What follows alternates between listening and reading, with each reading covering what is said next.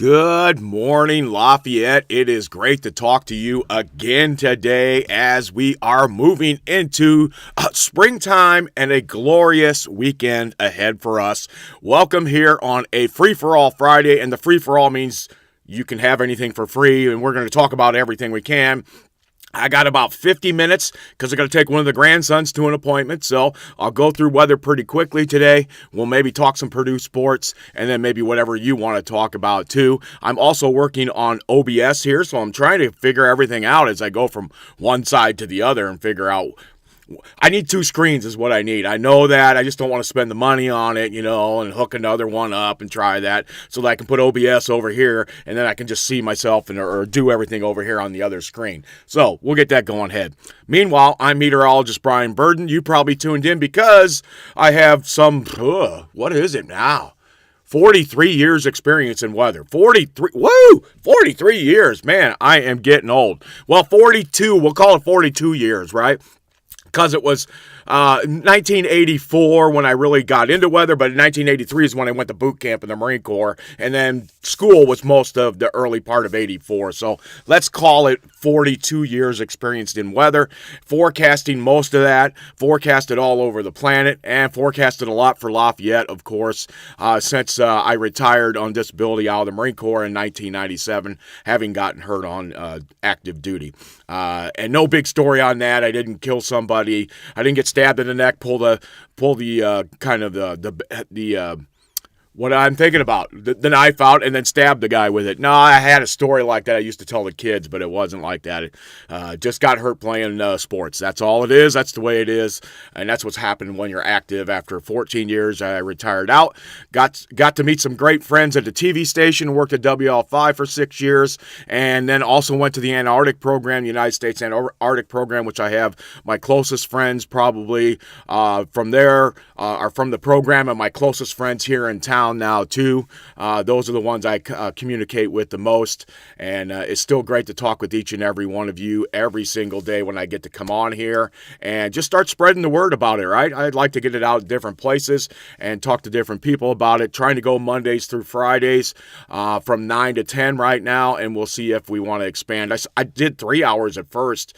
I was amazed I could talk 3 hours, but we're not going to do that. Let's get into weather. I'm already 2 minutes into the show. I haven't talked to you one thing about weather, so let's go to the big screen. And this is why you'll see why I need to change a little bit, because when I go to the big screen, you're still going to see me for a second or two while I switch over to the programming and switch to where I'm going to be going, okay? So that's why you get that and why I need to get a second screen. There we go. We switch over, and then I got to hit this one. Boom. There we go.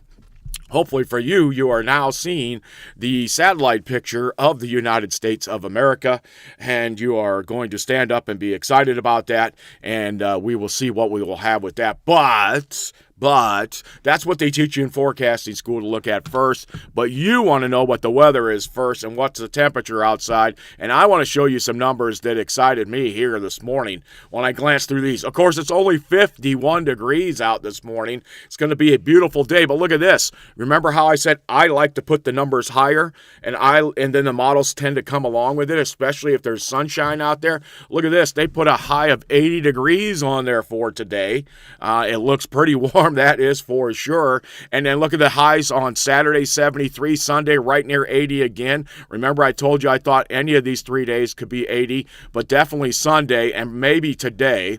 And now they've pushed the numbers up to that. Tomorrow, 73. I don't see a lot of rain in there. Then it's a little cooler on Monday and Tuesday and rebounds again on Wednesday, Thursday. I'll get into that in just a minute. We've got a lot of that going on right now. The winds outside currently out of the southwest at 6 miles an hour, which will help pull up some of that warmer air. It does say mostly cloudy, which kept us warmer overnight, which now you can see why. We didn't drop down into the 40s, right? We stayed in the 50s, which means we're already 5-10 degrees warmer than what the model was thinking we were going to be yesterday at this time frame, right? So we've already added warmth, and now we start to break up the clouds here this morning, and we get into the sunshine, and boom, that temperature skyrockets, right? Sorry about that, guys. And then, so that's where we're going to be going from there. So let's go. We see this 51 degrees, unrestricted, 6 miles an hour for your airspeed, wind speed. There you go. I've got it. I'm all over the place. It's free for all Friday. Woohoo! All right. So, all right, let's go from what the current weather is to what does it look like on a satellite. And there's the beautiful satellite again. And what do you notice on this thing, first of all, is there's not much weather anywhere in the United States at all. The entire southern half of the United States has nothing. The entire western half of the United States has no weather either. And there's one system that just bumped through us last night. This is why we had the cloud cover, right? And then I can see some gaps already in it as it comes towards us. And then that system's kind of bumping along and just moving off towards the east. And what you can easily see is where the jet stream is. It pretty much arcs over the western half of the United States, dips down over the eastern half of the United States. So your weather and your cooler conditions will be north of the jet stream. So you're talking Michigan, northern Great Lakes. Everywhere else is going to be warmer pretty much because they're south of the jet stream, the current jet stream right now. And there just isn't any weather out there. Let's zoom in a little closer. I'm going to go in real close to see what we can find out real fast here. There you go. And so you can see the cloud cover coming over, but there are spots to our northwest. Maybe we should go out just a little bit farther so we can see a little more. There we go. And you can see the open spots here, and a lot of this trending clouds here look like they want to go to our north. So once this batch of mostly high clouds goes by us, it's going to be all warmth throughout most of the rest of the day with just a periodic cloud here or there. Lafayette being right about at this spot right here, if you can see it pretty easily on the chart, I think. You'll be able to see where we are and how a lot of the high clouds and the system went off to our east and off to our northeast overnight last night. That was our slight chance of rain. Let's see if there's anything in these when you tack on the radar. And you really don't see any rain in there with those clouds. All of it is back up over Michigan. And this is what we saw over the last few days, is that every system, most of the rain would be in Michigan, and there would be a slight chance for us to get some of it. And, other than a few sprinkles and some clouds here or there, we really didn't get much out of any of the last three systems. And it all came in either overnight or early in the early morning hours when you were heading off to work at like 7, 8 o'clock. And that's exactly what's happening right now. This one's a little bit later in the day. You can kind of see it, but it doesn't look like there's any rain with the system as we go a little bit farther out to the west on it. All right, so we're going to stick with the College of DuPage now, and we're going to go now to the numerical models, and we're going to go see what the HER has. It's only 25% done so far for the 12Z, which is the longer run. Let's look at it real quick, though, just to see how far it does have and see what it does with the precipitation we see off to the northeast. And there it is. You can see it there, just a few scattered sprinkle showers kind of thing off to its southwest as it moves through. Does it try to give us anything as it moves through? It doesn't do anything, does it? It just gives us hardly nothing, and we only have a few hours on it, but we kind of see how it goes through the day today. And then the trough, you can kind of see the trough sticking out through it, and we are just into the hotter air, I would imagine, and with the cooler air just to our north. Not bad at all. I'll bet let's go to it right about here, which is right around 5 o'clock this evening, and you can see the trough just kind of stretches there, and we are along it. And switch over to temperatures real quick here. There we go, temperatures, and sure enough, see that? The trough is right here. Your cooler air is packed up back towards the lake a little bit, where the 50s and 60s are, and we are just into the 70s, even 81 now, starting to show on the new run, 81. So there you go, folks. I told you it was going to get warm here over the weekend, and it looks like it's going to be that way right now. 81 degrees for a high. It's showing, at least on the new HER run. Let's see if it gets any warmer. It gets 80, 81. That's this afternoon and this evening, guys. So let's see. Let's go back to like noon, which is 16Z, right? There we go. 16Z. It's already 64 degrees by noon, right? Here we are at 11. It's 60. By 10 o'clock, you're at, what is that, 55, and we know we're 51 now, so we're going to tack on like 5 degrees an hour there, it looks like, for a while, and then we're going to top out somewhere around 80, even 81. Wouldn't be surprised if we saw 82 out of it. At least now that I'm really close, I think the model should be very close on its numbers, right? So the 81 should be pretty close to where our actual high is today. All right, so that's how we look at that. Now, but let's go back at the 6Z and see what it said. It said 80 already, and how did it advance our temperatures after that? Then tonight it cools us off back into the 40s, right, because the front went through. And then tomorrow, because the front is going through today, but it's later in the day, the actual weak front or trough passes to our south, allows some cooler air in. We won't be as warm tomorrow, right? So we tack in, notice that we get into the 40s overnight tonight, but tomorrow, and this is where Lafayette is, we start to warm up only into the lower 70s. And I can see that pretty easily. Let's zoom in a little closer.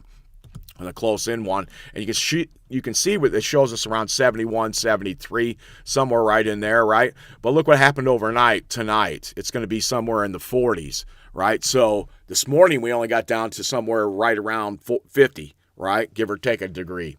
And it was warmer because we had the cloud cover over us. Tonight, no, cloud cover will drop a little bit. That trough brought in just a little bit cooler air from the north, and we'll start to see some of that as it comes in for Lafayette, maybe down to 44 tonight, and then rebounding back into the 70s. Now, who would complain about 70s, though, at this time of the year, right?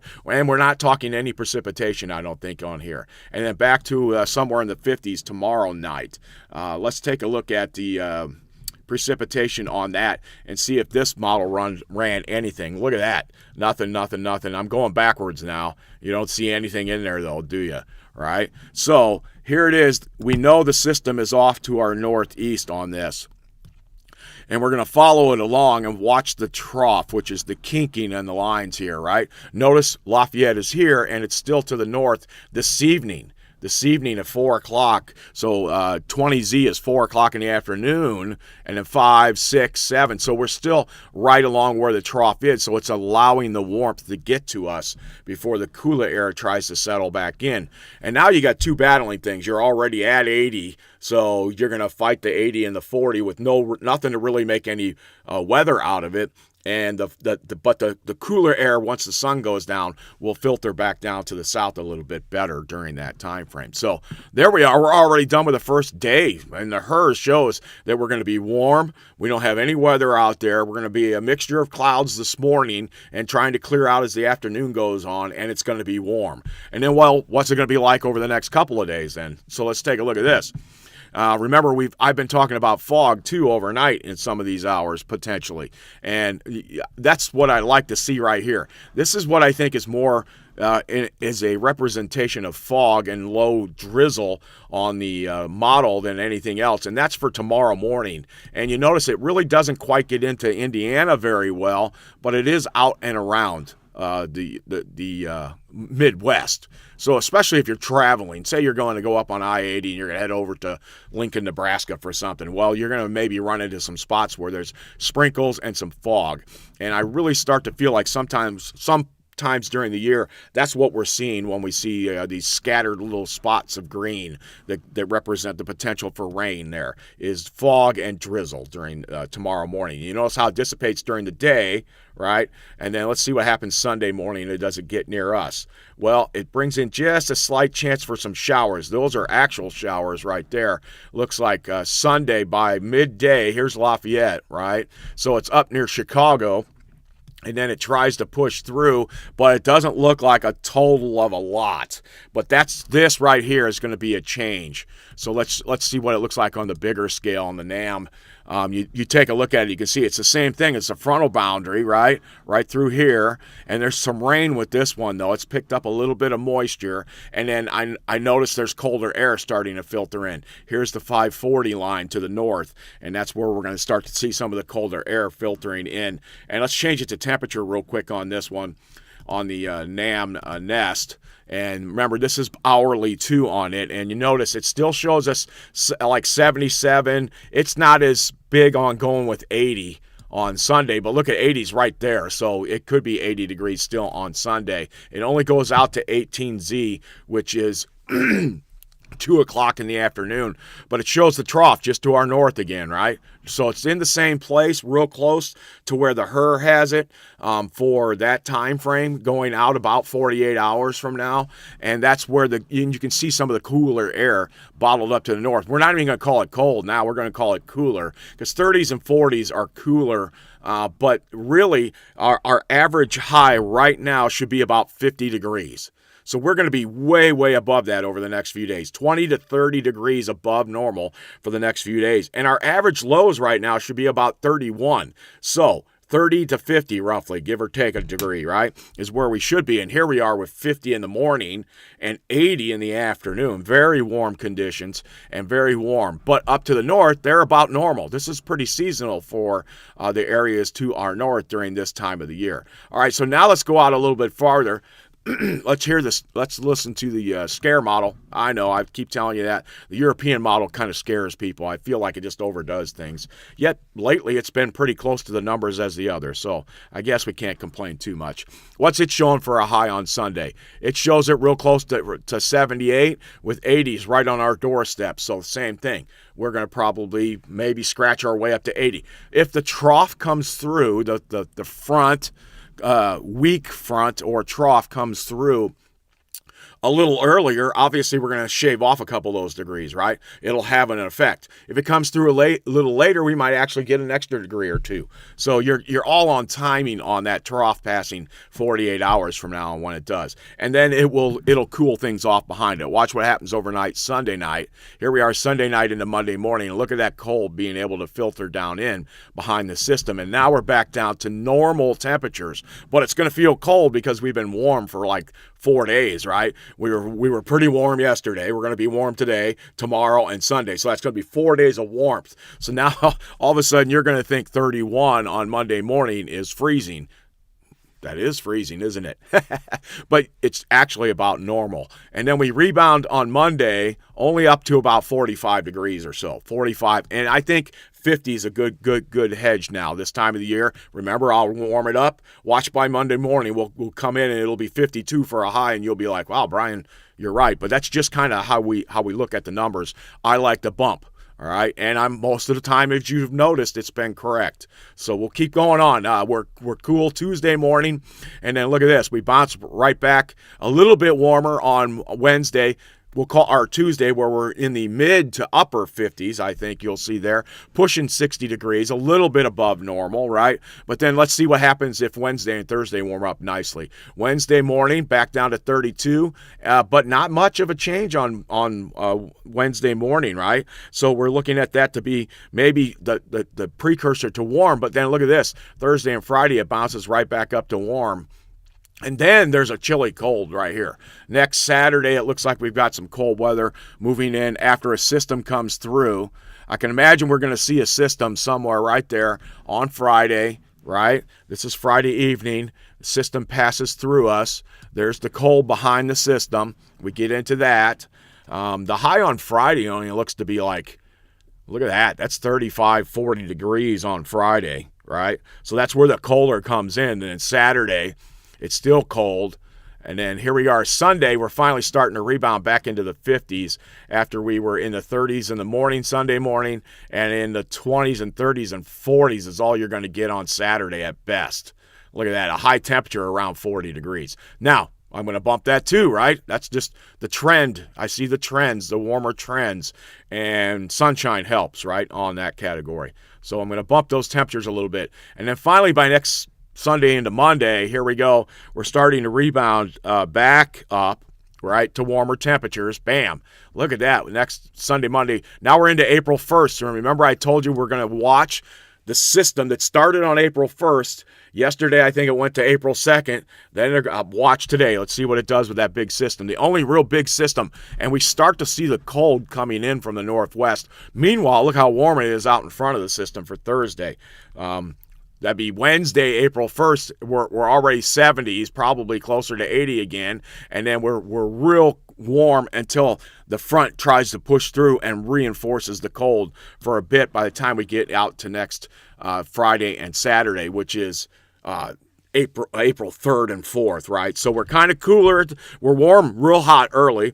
Then we're going to have a couple days of cooler temperatures, maybe Monday and Tuesday. What cooler now is all we're talking about is normal, right? There's only one stretch where it's cold, and that's going to be after that big front comes through. Let's switch it back over to winter precipitation on that and see what it shows.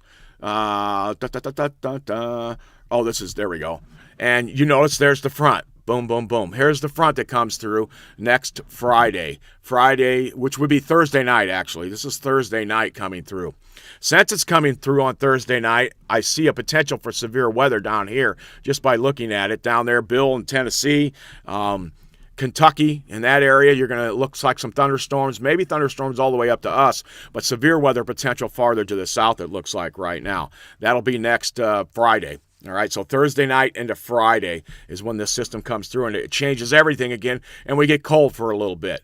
But we'll actually be fairly close to normal by that time frame. But look at how the 540 line goes way down to the south, and we see all those 20s coming back into the picture, back into April. So remember, the latest usually we see a freezing temperature a lot of times is into May. Okay, so we're not out of the norm here for dropping back down to temperatures in the lower 20s. But what does it show for systems moving through? Well, we see that big one. I'm going to jump here real fast back to the beginning.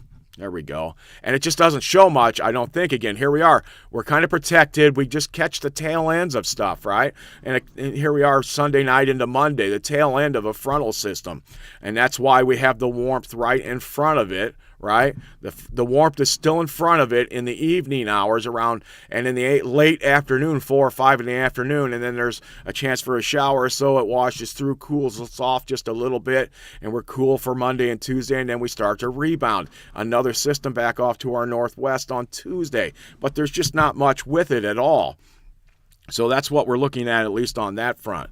All right, so and then we go back and we just keep going forward, in this time frame. And where's the rain? There's some. Okay, next Friday, here we go. There's a chance. This is Thursday. This is after midnight on Friday next week.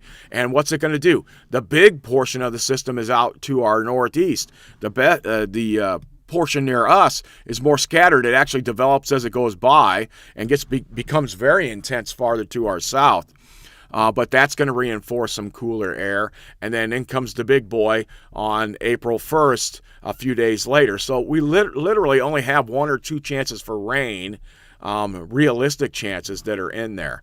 And then let's go to the GFS and see what it shows. And I'm going to change it back to the colors I like. There we go. Precipitation coming through, all right? Here's that big system. Now, what I don't like is I see a lot of green on there, right? But here's where we go back to the early portion. Now we're back to our time frame that's now, all right? Here, look at, there's nothing happening. Let's see what it shows for Sunday afternoon. Here's Saturday, looks good, everything's fine, we're warming up. And then Sunday, 15Z, there we go. Boom, 18Z. Right, 18Z is 2 o'clock in the afternoon. The front is right around us somewhere, and the rain is north of us. And it really doesn't show us getting into the rain by 4 o'clock. And then, bam, it goes by us by 8 in the evening, and then we start to cool off. So Sunday evening. That still shows maybe a chance of showers, I think, through that time frame. And then it goes by, and we don't see anything, right? No systems coming through. When's the next system? Well, there's one that goes to our south. That's Tuesday night into Wednesday. Looks more like just cloud cover than anything else. Maybe a little bit of rain there, potentially. And then we go through on Thursday, and things are developing out to our east, which is kind of odd for this time of the year, I think. But maybe they're tapping into the moisture once they get farther south than us, and then we're seeing that in Kentucky and Ohio, at least on that day, which I think is Tuesday and Wednesday next week. All right, here we are on Wednesday, Thursday. There's a quick little system that runs through. This would be Thursday right around the noon time frame. Right here we are at 18Z, so it's 2 o'clock in the afternoon Thursday. And then we go a little farther out with that. And this is one of those ups and downs. Remember, it's a couple days up, couple days down, couple days up. After 4 days of warmth here, Thursday, Friday, Saturday, Sunday, then we're going to be a couple days up, couple days down, couple days up, couple days down. And Most of the downs are still going to be about average for this time of the year. Now, we still don't see anything. Here we're going way out. Remember, there was a system I was looking at on coming in towards April 1st. And we start to see rain developing to our north a bit more often on Sunday, right, during that time frame. And then does it swing through? But I see a low out here. And the trajectory is now from the southwest to the northeast a little bit more, or even west to east. Not from the northwest to the southeast, right? So we tap into more moisture, we get warmer, right? And we bring in a chance of thunderstorms. And there's April 1st, and I talk about your daddy's storm, and when you mean daddy, we just mean bigger storm. Look at this. We're starting to get more intensity and a lot more rain on, now it's April 2nd. Now we're talking Thursday, April 2nd, right? So Monday the 1st and 2nd is where we are. We're starting to settle in on a time frame for this big system somewhere right in there. Next Thursday and into Friday, it looks like. And then there's your chance for thunderstorms going by on Friday, Thursday into Friday night. So it's a long ways away, but there's your next system. And you see another one right behind it also coming from the southwest. And look at it, it has a chance to pull some snow in for the folks up in Wisconsin. Not for us until, right there, real close on next Saturday the 4th. So that looks to be a pretty good system. It's now starting to stay together, but it's gone from Sunday to what? Wednesday. And over a 5-day period, it's backed it off like 3 days. So it's getting closer. So what next week's going to do the same thing. It may be, farther even. We'll have to keep an eye on this big system here. So, and temperature-wise, way out there, what are we talking about now, too? So let's look at the temperatures on here. So we've got our trends on this, on the GFS. And we've got some warmth. Here we are Saturday. We know it's going to be warmer, right? What's it say for Sunday? On Sunday, it only goes for 73 to 75 for us. So it's saying the front has a little bit more effect. We'll see when we get there. Still, that's warm, right? Really warm. And then it cools us off. There you go, a couple days, Monday and Tuesday. Tries to bring some warmth back in on Wednesday. There it is. Wednesday, Thursday, we got some warmth. Wednesday and Thursday. Then, bam, down we go again. Friday's a little cooler. Saturday's a little cooler, but trying to push some more warmth in here. Then Monday and Tuesday, bam, there we're warm again. Monday and Tuesday next week, right? See how it's working out on the 1st. Now we're talking way out on the Tuesday and Wednesday, the 1st of April now at this point. So now we're almost 2 weeks away. And here we are back to the cooler again for a little bit and then warming back up. Very typical for spring are these ups and downs, okay? These ups and downs. We are going to see a lot of them. I'm going to go back to the HER here and see how much the HER's got on the new run. And it's about 60% done now, so let's take a little look at it. I want to hit the winds real fast and see if we're going to see any real gusty winds at all during this period. And we're going to go back to today. Where are we now? Here we are with 10 o'clock. This is what the 10 o'clock looks like. It's gusting to 22 out there. What's it showing there? It's only gusting to 15 at 9 o'clock, so it's wanting to pick the winds up during the day today. It looks like we're going to be, 10 knots with gusted into the lower 20s, maybe 23. There we go. Just kind of hangs around there as that little wave goes by, and then boom, that's it. All night tonight we're in the 20s, gusting to 20. So the winds are gusty. Notice the wind direction changes overnight, right? That's our little shot of reinforcing cool for tomorrow morning. Hence we'll be 5 degrees cooler tomorrow for our high than today probably. And then we warm back up, boom, we turn it around on Saturday, trying to get back to the warmth, but not enough time to do that. And then this only goes out till tomorrow afternoon. So there you go. And does it really give us any rain chances during that time frame? No, look at that. It's quiet. It's dead quiet. The system goes by. Nothing's there. There's nothing in it, right? We just don't have a lot on tap other than very warm conditions the next 4 days, right? And then ups and downs. Basically, roughly every 48 hours, you're going to get a trend up and a trend down. Trend up and a trend down. It's going to do that kind of thing. So, and most of the downs are still average for this time of the year. Maybe some 40s for highs, yes, and even a couple days where it'll be much lower. But generally speaking, a lot of the cooler air is still around average, and the warmer air just tends to be about 20 degrees above normal for this time of the year when we see it on there, 10 to 20 anyway, right? But overall, the pattern is very similar to what we see most springs. So don't expect a big change of any type when we talk about that kind of thing, all right? So it does look like there's going to be some real excitement going on tonight, though, right? Look, I've kind of gone through the weather quickly because I know I got to get out of here a little early to take grandson to a doctor's appointment. So I want to get into some Purdue stuff. I know you guys are thinking, man, why does he always talk Purdue? Why does he always get into these things with these guys? Maybe I said that. All right, I'm going to pop back out to me. Oh, I can't do stuff. Look at that. They don't want me to do anything. Here we go. Back out to me. I'm pretty sure that's what's going to happen when we do it. You're going to be able to see that. What are we talking about? The 2 seed, right? Purdue. We got into some of the numbers yesterday. They haven't really updated anything. The game is 9 hours away. It is at 7:25 tonight, or 7:35. They are playing Queens. Not Queens, New York, but Queens, North Carolina, the college. It's its first time in the NCAA tournament. We are not going to take them lightly. We're going to try to run over them with a paver, with the train. That's it. I don't know what I was even thinking of paver. I was thinking flattening them. That's what I was thinking. Let's just run them over with the train, bounce them off to the side, go pick them up, shake their hands, tell them thanks for coming, and then move on to the next game, which will be on Sunday against whoever, Missouri or it'll be Missouri or Miami. So that's what we got to do tonight. The guys got to come through. They got to do some stuff, and we'll see what happens with them as the game comes on tonight. I know most of you are going to be watching it. Anybody watching me, wow, it's going to be one of those kind of things where you're going to see plenty of stuff going on, right? Now, here's another thing. Here's a story here that I popped up that I noticed. Braden Smith, of course, named first-team All-American by the NABC and the USBWA, whatever those letters mean. It's his second time, 2 times in a row, and there are people out there arguing he shouldn't have it, he should have it. The dude is going to set the record for the all-time assist record, and he had more assists this year than he's had in any year in the past. He's just improved every single year. And he's guided a team. Yes, they had some struggles and a little stretch there. But you go look at his numbers a lot of times in those losses. He's trying to drag a team along that just wasn't ready for the game or whatever it may be. Plus, their opponent was tough. But it seems like everybody's got a second win, so to speak. And you know why I like that second win?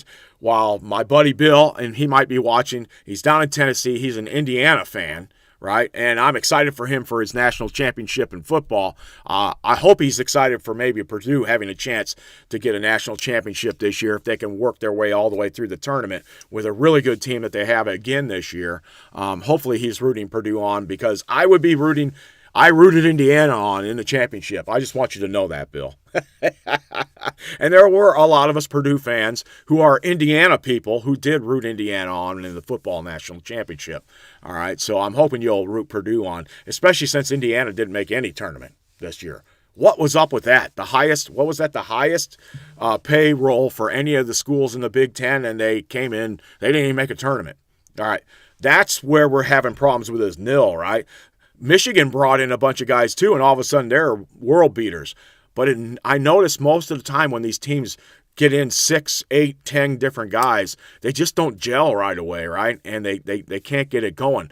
Hence why Purdue is doing so well this year and last year and the year before is all these guys have stayed together. All right.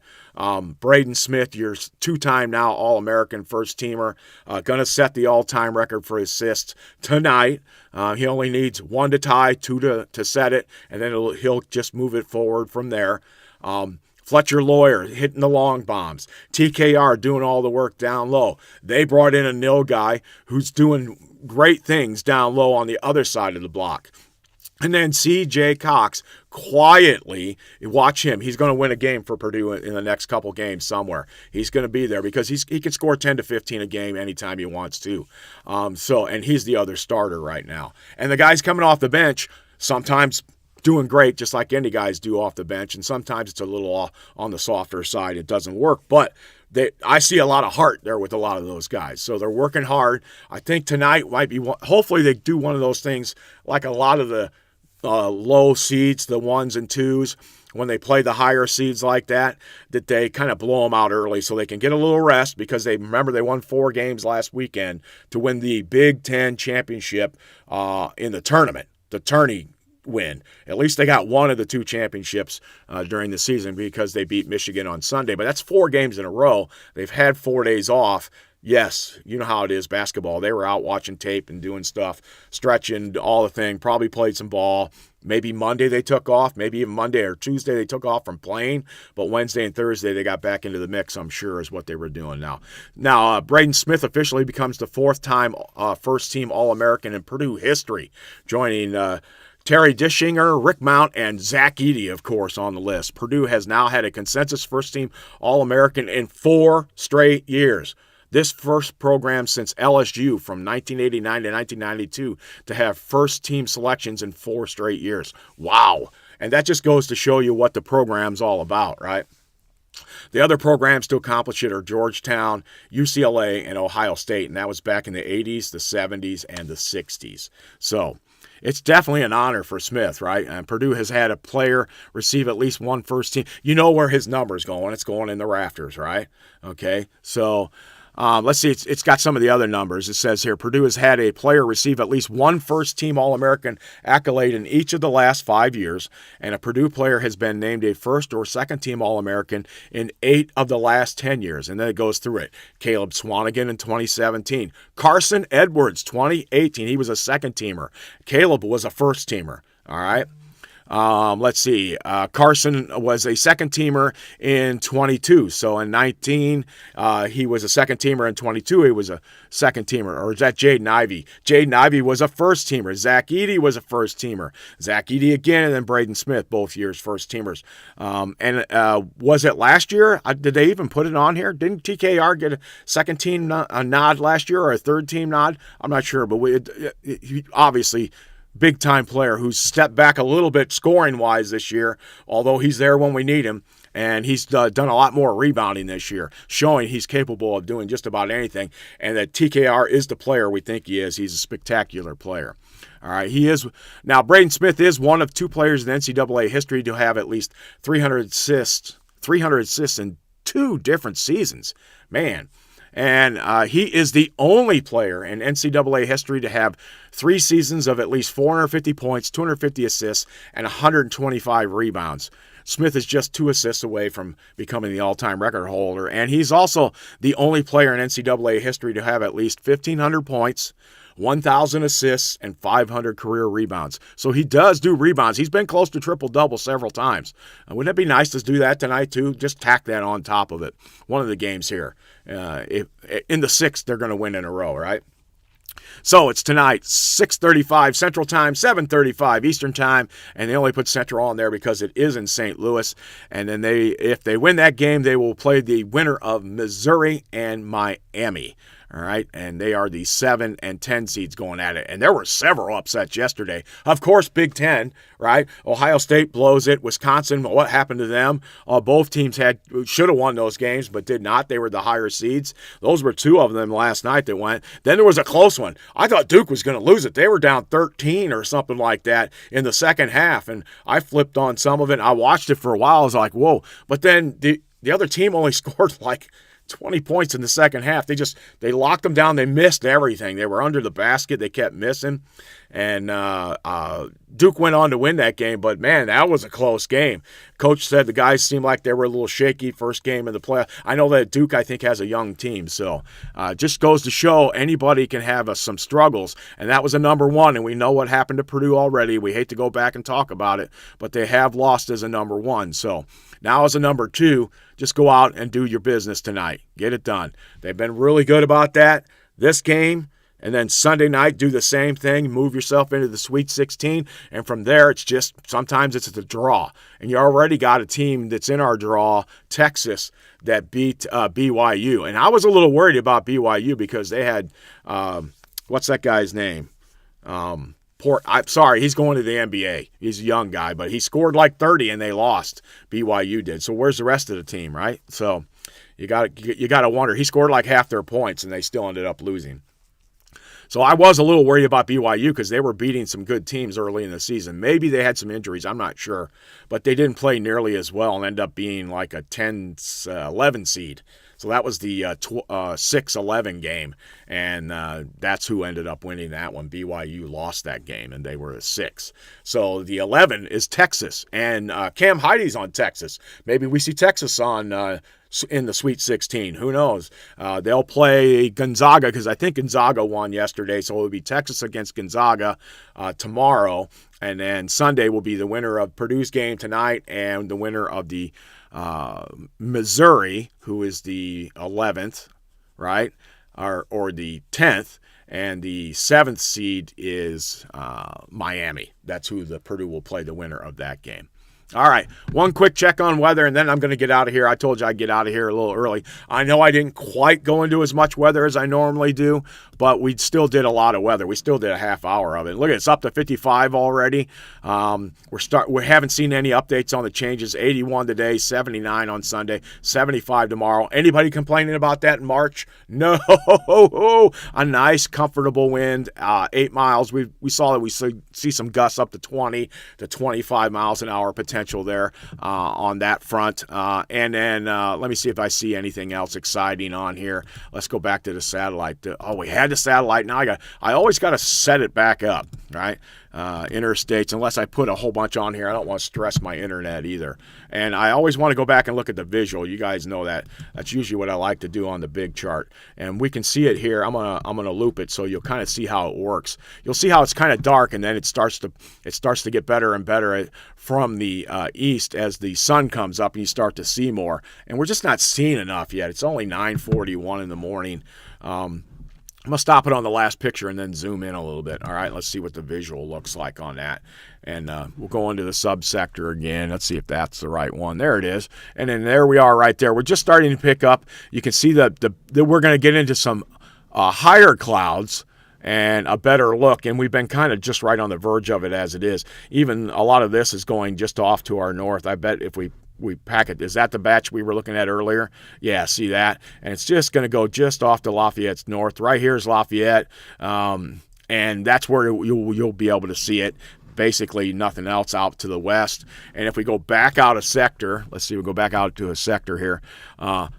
My buddy Bill, you're looking good down there. Just a few clouds, buddy. It looks like it's going to be warm. I didn't tell you the temperatures, but you know it's going to be warm down there today.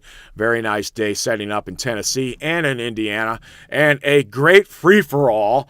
Nobody got in on the stream and talked to me today to chat. If you get a chance when I'm live, get in and jump in on the chat. Ask me some questions. Ask me about the weather, especially. I know a lot about that. I know a lot about sports, so to speak. I'm still a novice, but I love doing that, and I've always loved being a sports guy. And I'm also a pastor.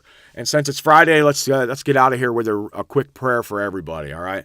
Heavenly Father, we thank you for bringing us here today to be together, to listen to maybe some weather and some sports, but to just enjoy our Friday and to try to remember that the blessings that you pour out on us that we forget about. We remember them very easily when things are going good, but when they're going bad, we forget them. I just want you to keep pouring those blessings out to your people, to the people that love you, and to everybody around us each and every day throughout this week and in the future. And we ask this in your glorious name, Jesus. Amen. All right, guys, we will see you on Monday because I don't anticipate any bad weather coming. So Saturday and Sunday, I'm probably off doing some other things. See ya.